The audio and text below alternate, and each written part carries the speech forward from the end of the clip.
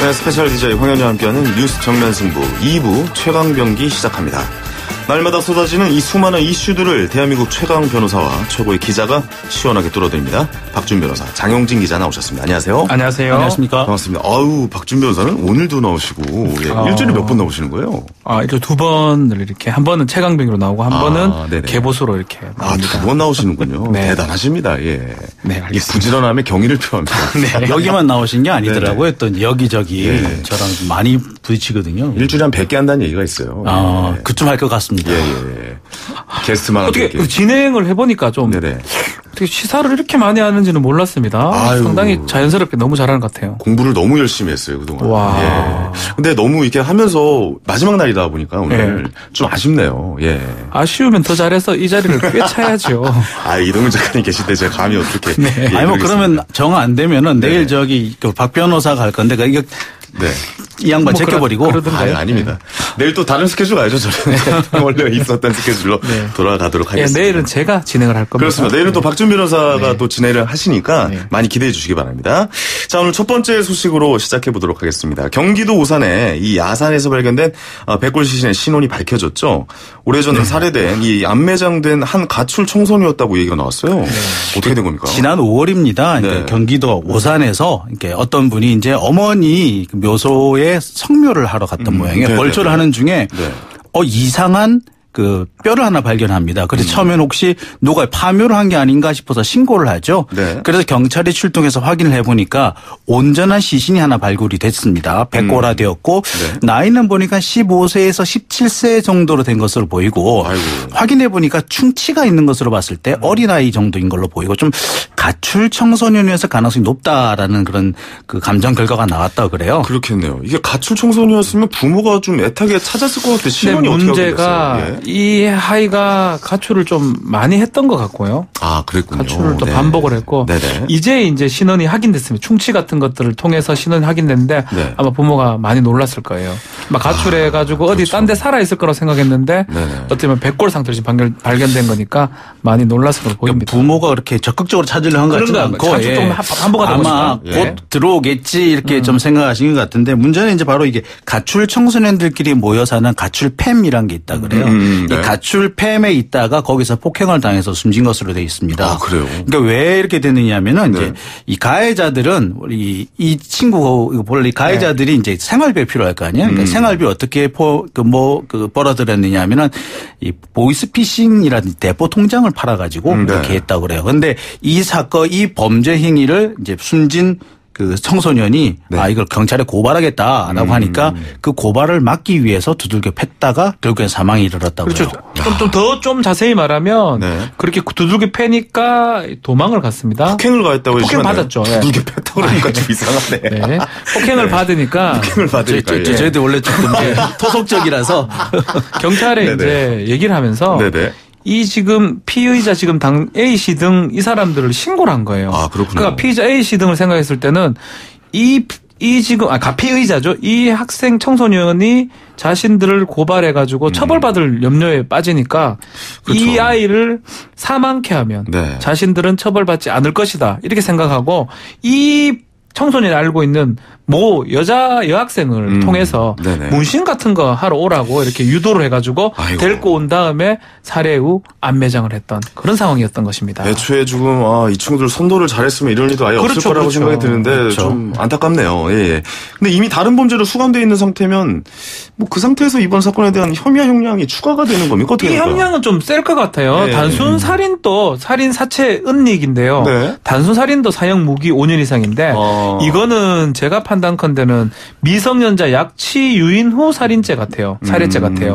그러면 7년 이상입니다. 사형 무기. 최소 7년입니다. 그래서 7년이고 동기가 자신의 범행을 은폐하기 위해서이기 때문에 보복적 범죄거든요. 범죄 질이 안 좋군요. 상당히 중형이 될 가능성이 높아 보입니다. 알겠습니다. 그리고 여러 명이 한꺼번에 집단 폭행을 가한 사실이라든지 계획적인 범행을 했다든지 이런 측면을 볼 때 그다음에 또 피해자가 또 상대적인 약자에 속한다는 점을 볼 때 아주 가중할 수 있는 게 너무나 많습니다. 그렇습니다. 이게 가출 청소년이 좀 생기지 않도록 미연에 방지하는 방법 이 법적으로 뭐 좀 없을까요, 변호사님?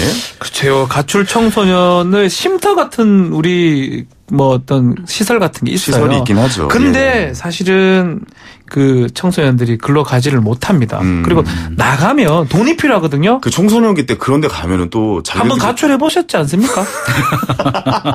아픈 데로 꼭 찌르신 듯한. 야, 이거 딱 걸렸네 어떻게? 예, 저도 있죠. 저도 있습니다. 아니, 솔직히 한 번 말씀드리면. 정도는 있습니다. 이 남학생들은 또 그런 욱하는 게 있어가지고 그렇죠. 친구에 휘둘려 이게 휩싸이면서 한두 번 정도 그런 경험이 있어요. 욱해서 나갔다가 이제 겁나서 못 들어오는 거죠. 12시간 만에 복귀해서. 그러니까 가출이 아니라 외출이었어요. 예. 좀 장기간의 외출이었던 것 같은데요. 그렇습니다. 근데 이게 그렇습니다. 이게 가장 첫 번째는 일단 가정 내에서 그러니까 대부분의 가출이 길어진 이유는 집에 들어가기 싫기 때문에 길어진다 그래요. 뭐 그렇긴 하네요. 그러니까 집에 들어가는 게 무서워서가 아니라 그러니까 첫 번째는 이 부모들이 어떤 일정한 부모 교육이라는 게 좀 필요할 것 같고요. 그렇죠. 두 번째는 가정 교육이 필요하죠. 그렇죠. 그러니까 두 번째는 이 아이들이 어쩔 수 없이 가출했다 하더라도 범죄에 빠지지 않을 수 있도록 국가적인 어떤 쉼터 같은 것들이 많이 확보돼 있어야 됩니다. 그 쉼터가 정말 좀 개방적이에요. 저도 뭐 그 좀 가보면 사실 좀 접근하기 어렵습니다. 아니 근데 그 쉼터가 또 다른 범죄자를 만든다 맞습니다. 뭐 이런 얘기도 문제예요. 있어요. 쉼터가 많이 개방적. 우리 해바라기센터나 뭐 우리 여성의 쉼터도 있거든요. 그 정도로 조금 정비나 이런 게 좀 필요하지 않을까. 아니 예전에 그 소년원이라는 왜 요즘도 소년원 제도가 있죠. 지금도 소년법상의 보호처분 10호 처분을 받으면 장기 소년원으로 가게 됩니다. 소년원으로 들어가면 새로운 범죄를 배워서 나온다니 제가 종합 범죄인이 돼서 나온다. 뭐 이런 의견들도 있어요. 사실 이거 제도를 좀 바꿔야 되는 거 아닙니까? 그렇기 때문에 소년원 그 관련돼서도 많은 얘기들을 하고 있어요. 그래서 또 모 소년부 판사들은 10호 처분을 잘 안 해요. 아니면 또 반대로 10호 처분만 하는 판사도 있긴 한데 아주 세게 10호 처분이 소년원 처분입니다. 그렇죠. 그런데 사실은 그 부분이 사실은 좀 딜레마이긴 해요. 범죄가 큰데 또 형사 처벌하기에는 좀 심각하고 교도소 보내기 뭐하고 소년은 미성년자니까 그런 어떤 갈등이 있긴 합니다. 알겠습니다. 자, 이제 요 이야기는 여기까지 마무리하고 다음 일로 넘어가도록 하겠습니다. 자, 고 장자연 씨를 성추행한 혐의로 재판에 넘겨진 전직 언론인에게 법원이 1심 무죄를 선고했는데 이거 법원 무죄 선고한 이유 뭡니까? 일단 가장 핵심적인 증거가 윤주호 씨의 증언이었는데요. 이 윤주호 씨의 증언만으로는 혐의를 입증하기 어렵다라는 것이 법원의 판단입니다. 그렇죠. 일단 그 윤지호 씨의 증언이 좀 일관되고 또 주변 사실과 좀 부합했었어야 되는데 논란이 좀 많았어요. 일관되지 않는 부분이 있어요. 특히 이제 또 캐나다로 건너가 있잖아요. 그렇죠. 50대 신문사 사장이라 그랬다가 또 처음에 그러다가 또 다른 사람을 지목했다가 다시 이제 조 씨를 지목하는 이런 좀 진술의 번복이 된 과정이 있었거든요. 네네. 이런 부분하고 그다음에 이 외에는 다른 증거가 없다라는 점. 그다음에 이제 처음에 진술에 번복하는 과정을 볼 때 그 맨 처음 윤모 씨라는 사람이 처음에 지목이 됐었는데 그 사람이 현장에 없었다라는 증거가 나오니까 급하게 조 씨로 이렇게 그 지목되는 범위를 바꿨다는 거예요. 바꿨죠. 그러면서 법원은 분명히 강한 의심이 든다 범죄를 저질렀을. 그렇지만 이 정도 가지고는 이 정도 증거와 증인으로서는 이 정도의 진술의 신빙성 가지고는 유죄를 선고하기 어렵다라는 겁니다. 박준 변호사님 어때요? 이 인주호 씨 증인으로서 너무 좀 불량한 자세를 취했던 거 아닙니까? 이거 너무 우리가 관심을 가져줘서 이런 건가요? 왜 이런 겁니까? 그렇죠. 형사 재판에서 가장 중요한 게 결국은 했냐 안 했냐도 중요하지만 했다면 그에 합당한 증거가 있느냐. 이게 증거재판주의거든요. 그게 없다면 무죄 추정으로 가는 겁니다. 가장 중요한 증인인 윤지호 씨가 증언을 계속 번복을 했으면 법정에 나와서 그걸 확인을 시켜주는 작업을 거쳤다면 이건 뭐 가정이긴 하지만 그럼 유죄의 가능성도 충분히 있었다고 생각이 듭니다. 그럼에도 불구하고 진술을 하지 않고 해외로 가버렸기 때문에 결국 그것 때문에 지금 무죄가 났다고 봐야 될 것 같거든요. 그런 부분에 대해서는 윤지호 씨도 뭐 책임이 좀 있다고 생각이 좀 듭니다. 저는. 아니 뭐 개인 방송 BJ 활동하면서 후원금도 모집하고 그걸 반환하지도 않고 반환하라고 지금 하고 있는데 뭐 이런 일도 보면 이게 과연 어떤 게 옳은 것인가라는 뭐 이해가 안 가요. 윤지호 씨가 뭐 여러 가지 좀 지적받을 만한 행동을 한 건 사실인데요. 가장 근본적으로는 검찰의 수사가 처음부터 잘못됐다는 거죠. 무책임한 기소다. 그렇죠. 사실 이게 10년 전에 있었던 일이잖아요. 10년 전에 철저하게 수사를 해서 그걸 가지고 이만큼 기소를 했었다면 상황이 분명히 달랐을 겁니다. 그런데 지금 같은 경우 10년이 지난 뒤에 겨우 하나 남은 윤지호 씨의 진술을 가지고 거기에 의존해서 기소를 했다는 것 자체가 어떻게 보자면은 상당히 좀 무책임할 수밖에 없었고요. 또 그렇게 하려면은 주변의 증거를 충분히 수집을 했어야 되는데 그것도 하지 않았다는 점. 또 한 가지는 사실 더 중요한 피의자들이 있었는데 그 사람들에 대해서는 사법적인 어떤 처벌을 포기한 채 어떻게 보면 가장 가벼운 성추행 범만 지금 기소를 한 셈이었거든요. 네네. 결과적으로 보자면 여러 가지 측면에서 보면 유죄가 나오기 힘들었던 상황일 수도 있습니다. 아예 유죄가 나올 수가 없는 상황이었다. 그럴 수도 있습니다. 그렇기 때문에 강제추행이고에도 불구하고 징역 1년을 구형한 거거든요. 이 징역 1년 통상적으로는 징역 한 2에서 3년 정도 구형하는 게 일반적인데 그렇죠. 1년을 구형했다는 그거 자체가 막 검찰이 자신이 없었다. 유죄 입증에 자신이 없거나 그것도 막 그 얘기도 해요. 이 거짓말 탐지기 얘기를 하면서 네. 거짓말 탐지기 결과에 대해서 사실 증거 능력이 없는데 그렇죠. 거짓말 탐지기 그래프를 보면 거짓말 탐지기 전문가가 아니라도 이게 거짓인지 알 수 있다. 이런 아주 조금 공색한 얘기까지 하버리 했는가 봤을 때는 박준 변호사님, 나 뭐 하나만 여쭤볼게요. 예. 그러니까 뭐냐면 이렇게 검사가 기소를 해서 무죄가 나오면 이거 자존심 상하는 거 아닙니까? 검찰로서도. 이거 다 남잖아요. 기본은 이게 뭐 그렇긴 한데 뭐 그렇다고 해가지고 무죄 나온 게 검사의 책임이라고 이분의 경력에 남는 거 아니에요? 이 검사의 경력에. 남기는 남고요. 그다음에 이것이 많이 쌓이면은 저기 좌천되는 그런 이유가 되기도 합니다. 좌천되는 이유가 되기도 한다. 네, 되기는 하는데 그 한 건만 가지고 그렇게 되는지는 모르겠어요. 근데 이 건 같은 경우에는 사실 검찰이 그 특별수사단을 만들어서 검사장급의 직접 수사를 지휘했는데도 이렇게 나왔다는 점에서 볼 때 사실 검찰 내부에서도 좀 책임 추궁이 있지 않겠느냐라는 의심을 좀 가질 수밖에 이거는 없을 이제 공판 수행했던 검사 책임이 아니고 특수수사단의 책임이라고 봐야 될 것 같아요. 특수수사단이요. 예, 뭐 증거 같은 걸 가지고 오지 못한 상태에서 신빙성이 없는 상태에서 기소가 돼가지고 재판 유지를 했기 때문에 그 부분은 지금 말하는 단장이나 이쪽 쪽에서 책임을 좀 져야 되는 상황이 아닌가 생각이 듭니다. 100% 책임 안 질 걸로 보입니다. 예, 이번 일은. 네. 아마 인사상 불이익은 좀 있을 걸로. 인사상 불이익은 있을 것이다. 알겠습니다. 다음 소식으로 넘어가겠습니다. 쇼트트랙 국가대표 선수 출신인 김동성 씨, 이 전 부인이 불륜설로 정신적 피해를 입었다면서 장시호 씨를 소송을 걸었어요. 근데 여기서 승소를 했습니다. 법원이 승소 판단을 내린 부분, 이거 어떤 부분인지 좀 알고 싶네요. 그러니까 김동성 씨 전 부인인 오모 씨가 장시호 씨를 상대로 손해배상 청구 소송을 냈는데요. 원래 청구 금액은 5천만 원이었다고 합니다. 근데 법원에서 인정한 금액은 700만 원이라고 하네요. 700만 원. 예, 그러니까 이제 이게 좀 잘 살펴봐야 되는데. 그럼 극히 일부네요, 어떻게 보면. 그렇죠. 네네. 이게 김동성 씨와 그 장시호 씨 사이에 불륜 때문에 정신적 피해를 입었다는 게 아니라 불륜설 때문에 피해를 입었다라는 거거든요. 불륜으로 보여지는 이야기들 때문에 내가 피해를 봤다. 예, 그런 거기 때문에 어떻게 보자면은 그래서 이렇게 금액이 크게 삭감되지 않았나라는 생각이 들어요. 특히 또 뭐냐면 그러니까 불륜이 그럼 밝혀진 건 아닙니까? 그렇죠. 지금으로서는 불륜이 밝혀졌다고 말하기도 좀 그래요. 말하기 뭐합니까? 그러니까 왜냐하면 이제 김동성 씨하고 장시호 씨가 같은 집에 살긴 했는데 그것이 단순 그냥 동거인지 정말 어떤 불륜 관계인지 확인이 안 됐어요. 단순 동거는 뭡니까? 그 집이 이제 사실은 이제 최순실 씨 집이었거든요. 쉐어하우스란 얘기입니까? 그렇죠. 쉐어하우스는 한마디로 모르고 그래 묻는 거예요. 아니 그냥 확실하게 우리 따져야 되니까요. 그냥 단지 같은 집을 사용을 했다라는 것뿐이지 두 사람의 불륜 관계가 아니다라고 김동성 씨도 주장을 하고 있어요. 기숙사 같은 거 아닙니까? 예, 쉽게 얘기해서 알겠습니다. 변호사님 이거 어떻게 저희가 봐야 돼요? 이 얘기를 또 했어요. 이 재판 와중에 장시호가 어떤 얘기를 했냐면 장시호 씨가 이 김동성 씨하고 김동성 씨 전 부인 오모 씨가 두 사람이 인터뷰를 또 하던 모습들이 있었어요. 아, 그래요? 그 언론에. 그걸 봤을 때는 뭐 괜찮은 거 아니냐. 이 불륜설에 대해서 크게 개의치 않았다든지 아니면 청구권이 있다 하더라도 포기한 게 아니냐라고 주장을 했습니다. 그럴 수 있죠. 재판부 그 판단했는데 한 번밖에 없었다는 거예요. 그게.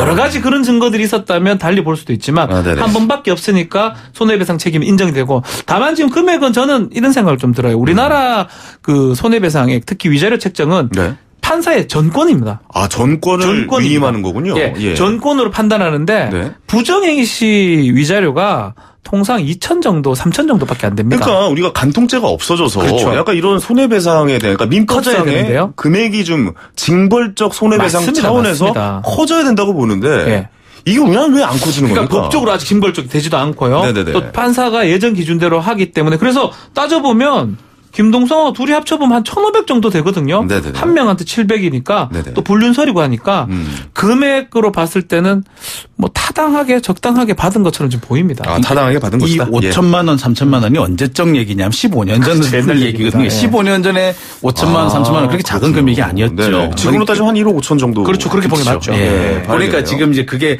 물가 가치가 많이 변한 것도 있는데 법원이 그 부분을 좀 빨리 따라가지 못한 부분도 있죠. 알겠습니다. 다음 소식으로 넘어갈게요. 이야기를 제가 스페셜 DJ로 오면서 지금 4일 내내 하고 있는데요. 그래서 세 번째인데 뛰어넘고 하려고 하는 그런 느낌이 들었는데 넘으려고 하다가 결국은 하겠습니다. 해야죠 뭐. 자, 조국 법무부 장관 후보자를 둘러싼 의혹이 확산되면서요. 인사청문회가 열리기도 전에 지금 뭐 고소 고발이 지금 이어지는 등 뭐 의혹이 지금 눈덩이처럼 불어나고 있죠. 과열 양상으로 치닫고 있습니다. 두 분 어떻게 보십니까?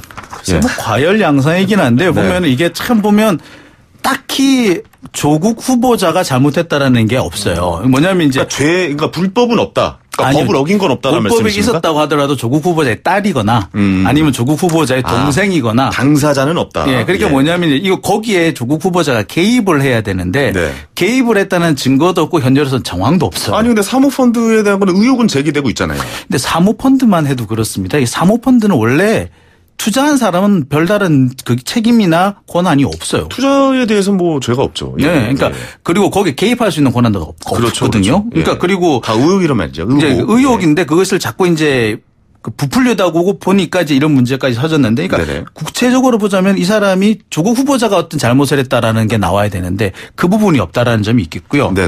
두 번째는 뭐냐면은 근데 국민정서법상 바로 그게 중요하죠. 특히 국민정서법에 걸리는 부분은 바로 입시와 관련된 부분이거든요. 사실 군대 문제 입시는 여러분 다 아시잖아요. 그 두 가지가 걸리면 사실 우리나라에서는 사실 좀 힘들죠.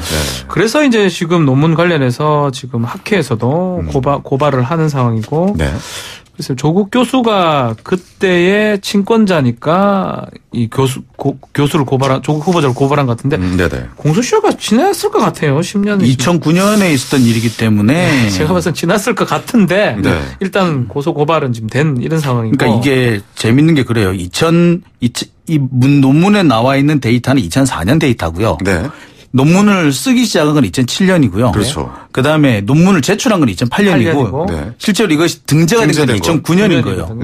그러니까 이거 어디로부터 이제 기산점을 잡아야 될지도 모호할 뿐만 아니라 이걸 과연 이게 문제로 삼을 수 있는지도 사실 조금 모호해요. 애매해요. 특히 이 대한소아청소년의사회가 이 고소 고발을 넣었는데 이 대한소아청소년 의사회라는 데가 사실 얼마 전에 이제 그 의료 사고와 관련해 가지고 의사를 일방적으로 두둔하는 행동을 좀 많이 해 가지고 또 그것 때문에 그 의료 사고를 보도한 언론사를 또 고소하는 바람에 또 참 논란거리가 됐던 그런 곳이라서 어떻게 보자면 약간 의도가 있지 않느냐. 오히려 이곳이 의도가 있지 않느냐 이런 지적도 있어요. 저는 지금 나라가 반으로 쪼개진 느낌이 들어요. 제 개인적으로는.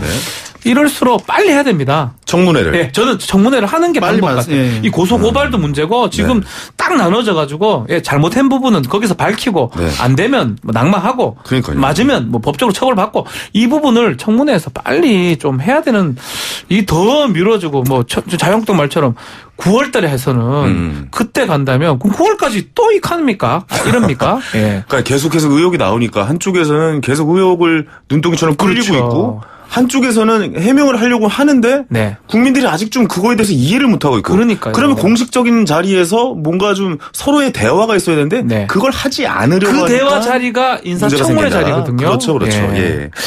알겠습니다. 이 문제는 좀 계속해서 좀 제가 이 자리에 없어도 이 작가님께서 오셔서 이거는 제가 보면 계속 이것만 계속 할 것 같아요. 진짜. 근데 자녀 좀 교육 이제 뭐 학교를 다니고 좋은 학교를 안 보내야 됩니다.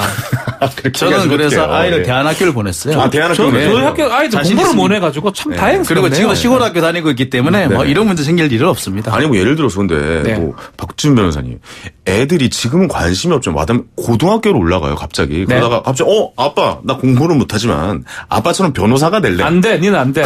될 가능성이 없어 보인다고 얘기를 하면서 사전에 네 힘으로 가라. 사전 도와줄 수 없다. 논문 쓸 생각 절대 하지 마라. 네가 어디서 고등학생 논문 쓰냐. 박준 변호사님. 박준 변호사님 이거 다 지금 영상 남습니다. 영상도 찍어요. 영상도 찍고 있고 음성도 들어있고 YTN이에요. 지상파입니다 여기. 그 말에 하도 지금 상황을 보니까 그게 마음이 그래서 그렇습니다. 자, 예상을 좀 한 번만 부탁드릴게요. 앞으로 이제 어떻게 흘러갈지 기자님이 또 아무래도 베테랑이시니까 핵심만 좀 짚어주시죠. 그래서 제가 볼 때는 이게 결국에는 임명을 하는 방향으로 갈 겁니다. 그러니까 임명을 할 것이다. 임명을 강행할 것이다는 걸 알고 지금 자유한국당 쪽에서는 인사청문회 굳이 열 이유가 없다라고 생각합니다. 근데 오늘 지금 리얼미터에서 발표한 거 보니까 지지율이 좀 떨어졌어요. 그러면 대통령에게 수치 얘기 하시면 안 되고요. 수치 얘기 하지 말까요? 하면 또 나옵니다. 나 해야 됩니다. 알겠습니다. 몇 명이고 저거 이렇게 다 몇 집 언제부터 언제까지 했고. 죄송합니다. 그 정도만 지지율 떨어졌다는 얘기는 괜찮은데. 지지율이 약간 좀 떨어진 것 같아요. 그러면 어떻게 보면 영향이 가지 않을까? 가죠. 지지율에, 대통령 지지율에. 아마 근데 대통령께서는 아마 이걸 아마 돌파하려고 할 것 같아요. 네네네. 그리고 이제 다만 문제는 이거 뭐가 문제냐? 딱 한 가지입니다. 이게 딸이 얼마나 버텨주느냐. 솔직히 말하자면 조국 교수가 버텨주냐 문제가 아니고 조국 교수의 딸이 얼마나 버텨주느냐입니다. 네. 장 기자님 위험해질 수도 있으니 여기까지 듣도록 하겠습니다. 자, 오늘 두 분 이야기 나눠봤습니다. 지금까지 박주민 변호사, 장용진 기자와 함께했습니다. 감사합니다. 감사합니다.